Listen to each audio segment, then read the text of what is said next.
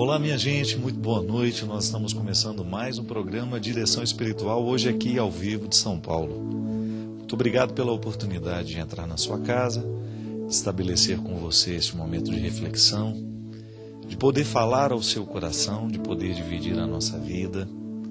Esse programa, a matéria-prima, é a nossa vida.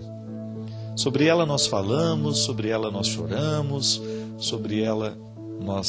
com ela nós nos alegramos. A vida humana. Ainda hoje estava assistindo um pouco dos noticiários, percebendo o quanto que nós estamos sendo bombardeados por notícias horrorosas, né? Tristes. Hoje mesmo, passando uma reportagem da morte daquele casal em Brasília, no mês de agosto, junto com a funcionária. Fiquei pensando no quanto deve ser doloroso para quem está próximo, para os familiares, né? Como é doloroso você perder alguém na sua casa. Como é doloroso perder alguém que a gente ama. Aí você vê a criança que foi abusada, a criança que foi estrangulada pelo próprio tio, estava assistindo ontem. A vida humana, sendo banalizada, sendo relativizada. A vida humana sendo tratada com descrédito. Pode observar. Toda vez que nós perdemos a qualidade da vida, toda vez que nós banalizamos a vida, de alguma maneira nós começamos a matar ou começamos a morrer. E é muito fácil a gente inverter esse jogo. É muito fácil a gente estabelecer o pacto com a vida assim. Neste caminho tortuoso de morte e de assassinatos. E aí, sabe, minha gente, eu fico pensando no desafio de olhar para essas notícias, de ouvir tudo isso e não permitir que o pessimismo venha tomar conta de nós.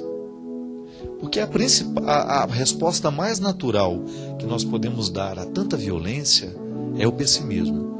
O pessimismo é uma resposta rápida. É fácil a gente responder assim. Esse mundo está perdido mesmo, não tem mais jeito. Mas o pessimismo não é a resposta mais inteligente, mais sábia. É desafio nosso identificar a qualidade da vida que está próxima de nós. E então começar a fazer alguma coisa para que a gente não fique pessimista e até mesmo começar a identificar nas nossas atitudes onde é que nós também matamos e onde é que nós estamos morrendo também. Porque nós não conseguimos ficar imunes a tudo isso. De alguma maneira a maldade do mundo nos toca, de alguma maneira a maldade do mundo entra dentro da nossa vida, entra dentro da nossa casa. E a gente precisa fazer um esforço constante para a gente fechar todo e qualquer espaço por onde esse pessimismo e esta morte, as atrocidades que estão acontecendo pelo mundo afora, para a gente vedar todos os espaços da nossa vida, para que isso também não venha acontecer dentro de nós. Para que a gente não se acostume com tudo isso, não é verdade?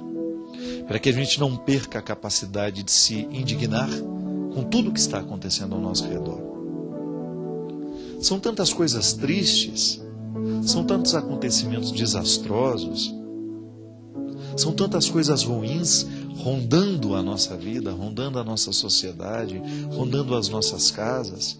É preciso responder à vida. Lembra que no programa da semana passada a gente falava disso? Identificar qual é a forma que nós resolvemos responder ao chamado que a vida nos faz. Responder com esperança. Modificar essa pequena parte da vida que está em nós. Eu também faço parte desse processo. Tenho muito medo de também ser alguém que constrói a violência sem perceber que está construindo. Porque nós temos a violência velada, né? Quantas vezes dentro da nossa casa também atrocidades acontecem mesmo que o sangue não seja derramado? Não temos uma vítima do ponto de vista material, alguém não morreu, não assassinamos ninguém. Mas a violência velada, aquela atitude violenta, muitas vezes silenciosa, quando nós começamos a tramar contra o outro, quando nós começamos a permitir que a nossa maldade venha a atingir o outro, ou que o nosso pessimismo venha a prejudicar o outro, que venha tomar conta do nosso espaço. Quando você perde a qualidade da vida, quando você alimenta esta pequena dose de violência velada, não esclarecida, porque às vezes existem alguns violentos que estão sorrindo para nós. Você já deve ter sido vítima de violências assim, veladas. A pessoa estava sorrindo para você, mas ao mesmo tempo estava lhe fazendo um mal terrível. Isso é muito comum. Quantas pessoas maldosas estão sorrindo para nós, estão nos oferecendo o seu veneno sem que a gente perceba. E é aí que a gente precisa ter essa astúcia, né? Nós vamos ser muito astutos para identificar essa violência que pode bater na porta da nossa vida, que pode estar insistindo em prevalecer sobre nós. E aí você começa a tornar-se um pouco mais consciente, eu também. Não temos o direito, não temos, é obrigação nossa, é o nosso compromisso com a vida. Nunca permitir que a violência cresça nos territórios da nossa casa, da nossa história. Porque não vale a pena. Melhor é a gente renovar o nosso pacto com tudo aquilo que é bom, não é verdade? Melhor é a gente renovar o nosso compromisso com o crescimento. Eu quero crescer. Cresçamos juntos. A direção espiritual na nossa vida, ela serve justamente para isso, né? Para nos ajudar a esclarecer onde é que nós precisamos ficar melhores. Da mesma maneira como na terapia, junto ao terapeuta, o paciente vai descobrindo quais são as atitudes humanas que poderão desencadear um processo de melhoria. Não é assim? O psicoterapeuta, a gente vai lá, conta para ele um pouco dos nossos conflitos, das nossas histórias, e ele nos ajuda a construir uma solução. O terapeuta não é nada mais, nada menos que um grande amigo que a gente vai fazer e paga para ter essa amizade, né? O problema é pagar para ter o amigo. Mas as terapias, elas são possíveis desde que a gente esteja abertos para a gente poder viver bons relacionamentos de amizade, para que a gente tenha a oportunidade de mostrar o nosso coração para alguém. Tão bom, né? A gente ter a liberdade de confessar as nossas misérias a alguém, a gente saber que no coração do outro a gente tem espaço. Porque quando a gente partilha o nosso processo, a gente escuta do outro uma opinião e a partir daquela opinião a gente pode modificar. A gente pode dar passos na direção de um futuro promissor. Não é verdade? A gente pode alcançar resultados um pouco mais satisfatórios que aqueles que a gente alcançou até o dia de hoje. Direção espiritual é para isso. Para a gente dividir a vida, para a gente falar do que nos assola, do que nos preocupa, para a gente contar o contexto da nossa vida e a partir desse contexto a gente procurar mudanças. E todos nós precisamos mudar. Ninguém está pronto. Ninguém tem o direito de dizer, não mexam comigo porque eu já estou prontinho, já não tenho mais nenhum detalhe da minha vida que precisa ser modificado. Não, todos nós precisamos mudar. E às vezes a gente descobre que precisamos mudar ouvindo a história do outro. Por isso que é bom conversar, né? Você sabe que a filosofia nasceu assim? Numa praça onde as pessoas iam trocar mercadorias. É a famosa praça grega chamada Ágora.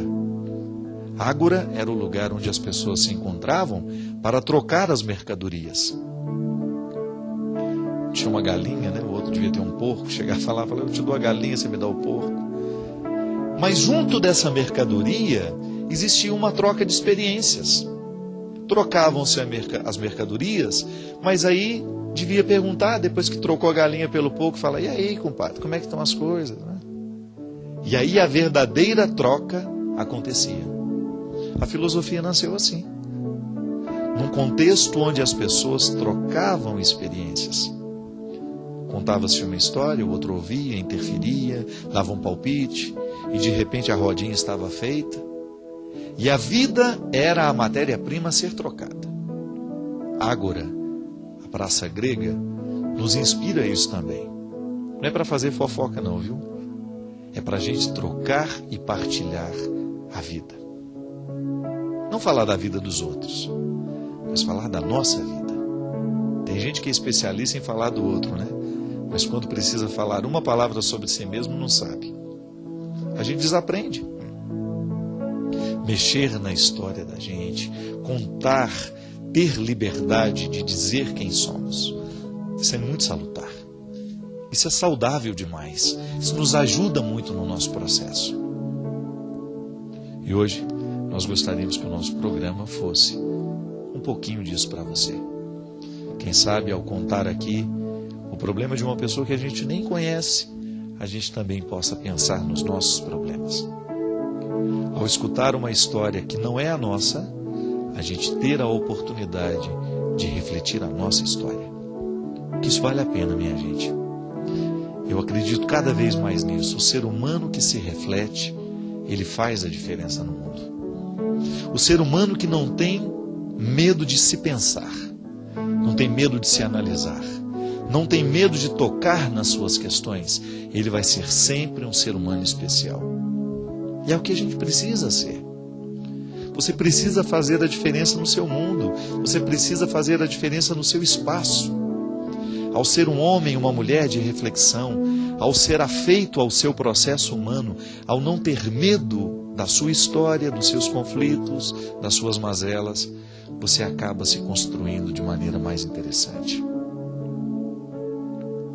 Começa a morrer aquele que não sabe se pensar, aquele que está com preguiça de tocar nas próprias questões, aquele que não tem disposição de tocar o dedo na ferida. Porque, de vez em quando, a infecção só vai embora quando a gente tem coragem de tocar na ferida e saber o que é que está infeccionado ali. Muita gente morre antes da hora justamente porque não teve coragem de identificar as mazelas interiores. Não teve coragem de arrancar aquela casca que escondia a infecção. É assim? Afetivamente a gente morre antes do tempo. É lamentável a gente encontrar pessoas que aos 30 anos já morreram do ponto de vista afetivo. Por que morreram? Porque já não sabem mais amar. Já não sabem mais renovar o compromisso com a vida, já não sabem mais se encher de esperanças, já não sabem mais alimentar sonhos. E a gente morre antes da hora, quando a gente deixa de sonhar, quando a gente deixa de esperar, quando a gente deixa de alimentar dentro de nós o bom da vida. Quando a gente se transforma numa caixa de rancores, numa caixa de ódios, numa caixa de ressentimentos, ou de memórias ruins, de lembranças ruins que nós insistimos guardar dentro do coração. Quando a gente começa a se alimentar disso, a gente vai morrendo afetivamente. Ao contrário, a gente encontra gente que está lá com 60, 70, 80 anos, novinhos em folha do ponto de vista afetivo. São aquelas pessoas que são capazes de amar, que ainda alimentam sonhos, que não permitiram que o tempo passado, que o tempo ido, ficasse determinante no seu futuro, no seu presente. São as pessoas que se reconciliam com a vida todos os dias, que fazem essa triagem, que selecionam e que escolhem o melhor da vida. Assim como no meio de tanta coisa ruim que o noticiário nos apresenta, a gente descobre no meio daquele lixo todo uma ponta de esperança para a gente se segurar. Já que o mundo está tão ruim, já que o mundo está tão danificado pela atitude humana, então eu descubro que eu quero fazer essa diferença. E então você descobre que é possível fazer a diferença. Já que o mundo está cheio de notícias tristes, eu quero causar boas notícias para o mundo, ainda que elas não sejam televisionadas, ainda que elas não ganhem as manchetes, ainda que elas não ganhem as revistas, ainda que elas não ganhem os noticiários. Construir notícias boas, hoje é possível. Deve ser o nosso compromisso com a vida.